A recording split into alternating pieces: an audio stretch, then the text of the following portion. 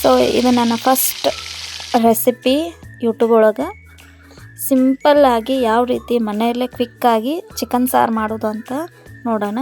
First already ಇದೆಲ್ಲ recipe ಎಲ್ಲರಿಗೂ ಗೊತ್ತಿರುತ್ತೆ, ಹಂಗೆ ಜಸ್ಟ್ ನಾ ಶೇರ್ ಮಾಡೀನಿ ನಾವು ನಮ್ಮ ಮನೆಯಲ್ಲಿ ಹೆಂಗೆ ಮಾಡಕತ್ತೀವಿ ಅಂಥೇಳಿ.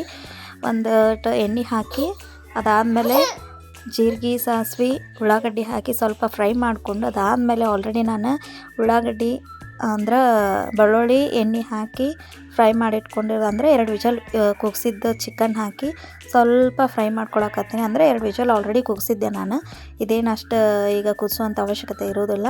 ಅದಕ್ಕಾದಮೇಲೆ ಶುಂಠಿ ಬೆಳ್ಳುಳ್ಳಿ ಪೇಸ್ಟ್, ಸ್ವಲ್ಪ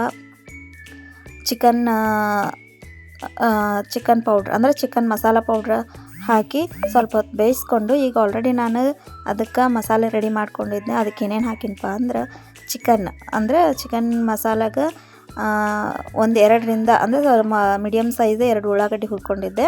ಅದಕ್ಕೆ ಸ್ವಲ್ಪ ಕೊಬ್ಬರಿ, ಪುದೀನ, ಕೊತ್ತಂಬರಿ ಸೊಪ್ಪು, ಸ್ವಲ್ಪ ಶುಂಠಿ ಮತ್ತು ಬೆಳ್ಳುಳ್ಳಿ ಇದನ್ನೆಲ್ಲ ಮಿಕ್ಸ್ ಮಾಡಿ ರುಬ್ಬಿಟ್ಕೊಂಡಿದ್ದೆ. ಅದನ್ನ ಈಗ ಮಿಕ್ಸ್ ಮಾಡಿ 1-2 ಕುದಿಸಿದ್ರೆ ನಮ್ಮ ಸಿಂಪಲ್ ಚಿಕನ್ ಸಾರು ರೆಡಿ ಆಗುತ್ತೆ. ಸೊ ಇದನ್ನು ಖಡಕ್ ರೊಟ್ಟಿ ಜೊತೆ ಸವಿರಿ. Thank you.